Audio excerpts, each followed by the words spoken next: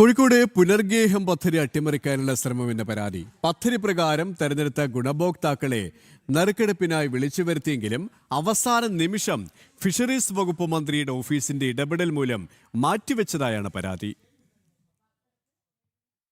പുനർഗേഹം പദ്ധതിയുടെ ഭാഗമായി വീട് ലഭിക്കാൻ അർഹരായവരുടെ അപേക്ഷകൾ പരിശോധിക്കുകയും ആവശ്യമായ നടപടിക്രമങ്ങൾ പൂർത്തിയാക്കുകയും ചെയ്ത ശേഷമാണ് നറുക്കെടുപ്പിനായി ഗുണഭോക്താക്കളെ വിളിച്ചു വരുത്തിയത്.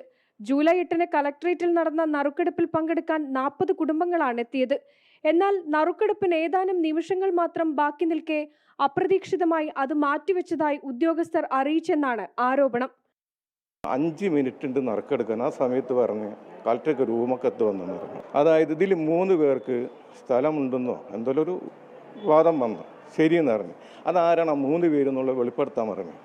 ഇന്നിപ്പോൾ 48 മണിക്കൂർ കഴിഞ്ഞിട്ടും ആ 3 പേരാരാന്നുള്ളത് സർക്കാരിന് വെളിപ്പെടുത്താൻ സാധിച്ചിട്ടില്ല, കളക്ടർക്കും വെളിപ്പെടുത്താൻ സാധിച്ചിട്ടില്ല, DDക്ക് സാധിച്ചിട്ടില്ല. അപ്പോൾ ഇതിൻ്റെ പിന്നിൽ ചേതാവികാരം എന്ത്? മന്ത്രിക്ക് പ്രത്യേകിച്ച് താല്പര്യം എൻ്റെ തുണ്ടോ? നറുക്കെടുപ്പ് അട്ടിമറിക്കാനുള്ള നീക്കത്തിനെതിരെ BJPയുടെ നേതൃത്വത്തിൽ ഫിഷറീസ് ഓഫീസിൽ പ്രതിഷേധം. ഫിഷറീസ് ഡെപ്യൂട്ടി ഡയറക്ടർ അനീഷ് പിയുമായി ചർച്ച. സാറെ പോലെ ഒരു ഉദ്യോഗസ്ഥന്റെ മുന്നിൽ വന്നിട്ട് ഇങ്ങനെ കളവ് പറയേണ്ട ഒരു ആവശ്യം ഇദ്ദേഹത്തിനില്ല. ഇതേപോലെ 39 ആൾ വേറെയുണ്ട്. ഇതിൽ 10-20 പേര് ഞങ്ങളിവിടെ വന്ന് ഇരിക്കാമെന്ന് പറഞ്ഞിട്ട് ഞങ്ങൾ പറഞ്ഞു വേണ്ട, ഇന്ന് തീരുമാനമാകുന്നില്ലെങ്കിൽ നമുക്ക് നാളെ ആ പദ്ധതി നോക്കാം.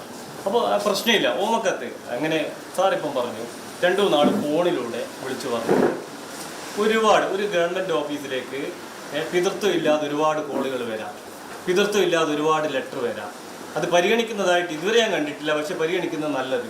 അങ്ങനെയാണെങ്കിൽ ഈ പറഞ്ഞ ഓമക്കത്തുമ്പോൾ എന്ത് അന്വേഷണമാണ് ഇതുവരെ നടന്നത്? ചർച്ചയ്ക്കൊടുവിൽ ഉടൻ പ്രശ്നങ്ങൾ പരിഹരിക്കാമെന്ന് ഉറപ്പു നൽകി കോഴിക്കോട് ഫിഷറീസ് ഡെപ്യൂട്ടി ഡയറക്ടർ.